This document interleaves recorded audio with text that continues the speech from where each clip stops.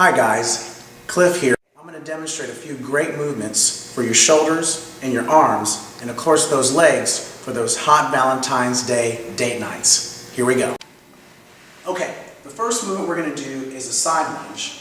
However, we're going to do it with a little bit of weight here. Now I've got a kettlebell, but in any gym they'll have a dumbbell you could use this for, or if you're lucky enough to have a kettlebell, works real great because you can cradle it real nicely right here against your chest. Now what you want to do first is step to the right, and then you're squatting down with that same leg all the way to one end, and then returning back to your starting position.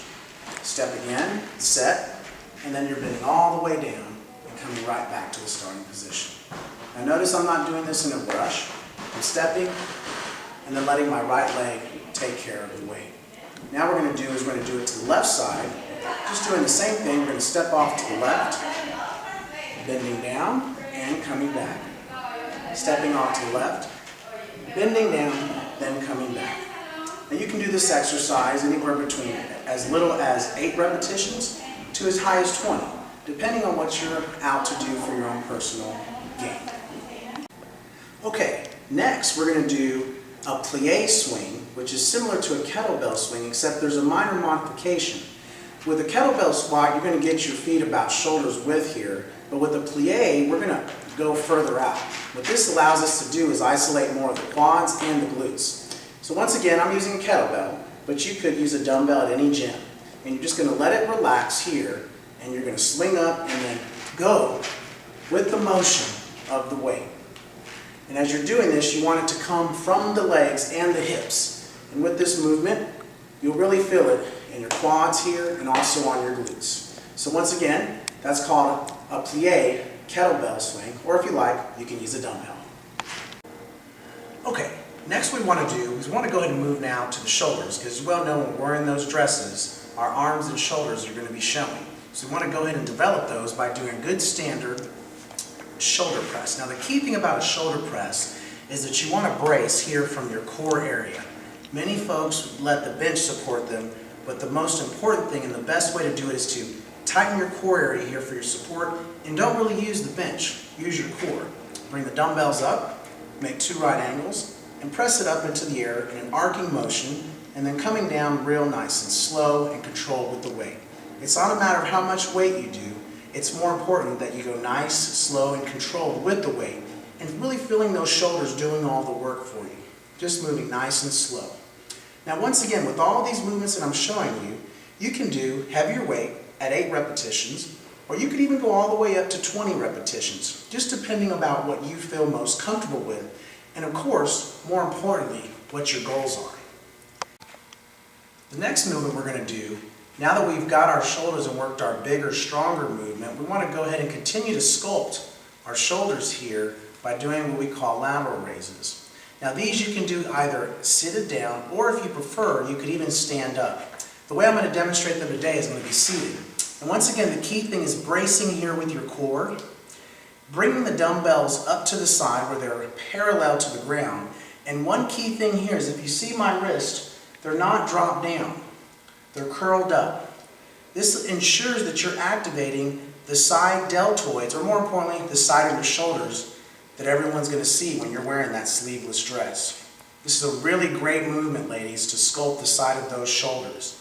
And I would encourage you to really push the limit here and get this movement till your muscle is fully fatigued.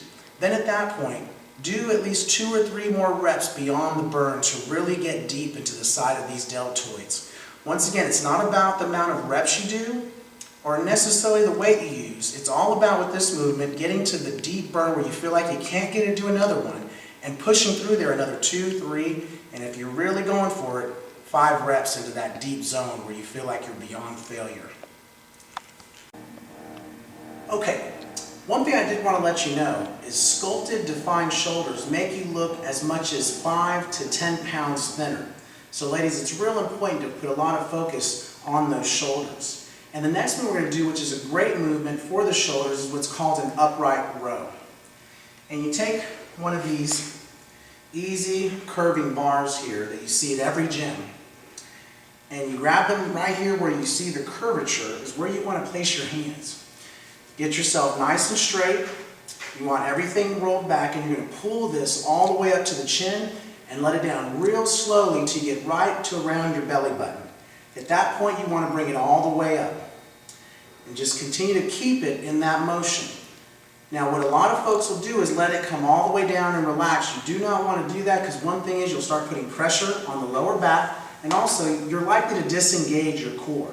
And as we know, we always want to keep our core intact as we're doing any kind of exercise to develop that support. And this is a great movement for working out those shoulders. Next, we're going to go ahead and move on to those all-important triceps, which we know always show in any kind of dress. And of course, we don't want that flabby arm waving around as we're walking around in our dress. And one of the best machines in the gym to do that is this common machine here for dips and pull-ups. What we're going to do is we're going to make a small modification. They all have this here grip that moves out and moves in. Now what you want to do is make sure that the grip is in. Make sure both sides are there. Now typically the way you go into this machine is with your knees going in this way. But in this kind of machine, it's actually easier if you can step up, and it feels much more comfortable too than going in head first. Now I'm not going to demonstrate it because I don't want to confuse you, so I'll just show you this way. And if anyone asks you why you're doing it, tell them you're doing it the easier way rather than the dumb way. And it came from a trainer. Here we go. So we're just going to rest on here, slowly slide our bottom on. Now as soon as we do, the weight's we're going to start to bring it down, and then we're going to let the weight help us to push it up. Now notice that I'm doing here is I'm in complete control from top to bottom. That is key.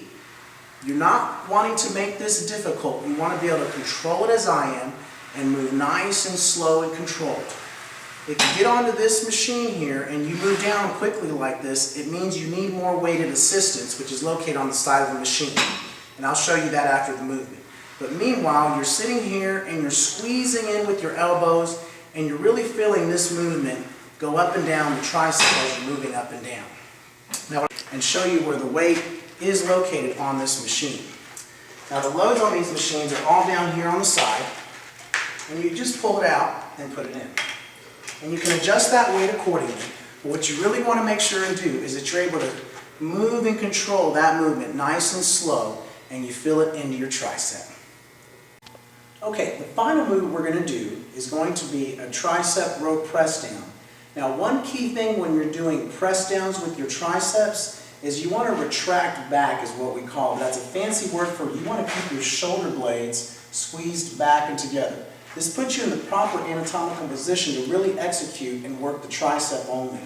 So what you want to do is you bring the weight down, retract all the way back, and you're going to press it all the way down and throwing out at the bottom. Come up nice and slow, and then press it all the way down and out at the bottom. Coming up nice and slow, pressing it all the way out at the bottom. Now one thing you'll see a lot of, notice I'm not hunched over and pushing down here. This is how people get hurt. Another one is where they get their body into it. You don't want to do that. So once again, you retract back, depress or squeeze your shoulders down, and then press and squeeze out. And if you can't control the weight from here, you have too much weight, because it really is all about executing the movement with perfect technique when you're looking to sculpt those beautiful arms. So all you guys have great date nights on your Valentine's Day date night, and we look forward to seeing you again soon. See y'all later. See y'all later.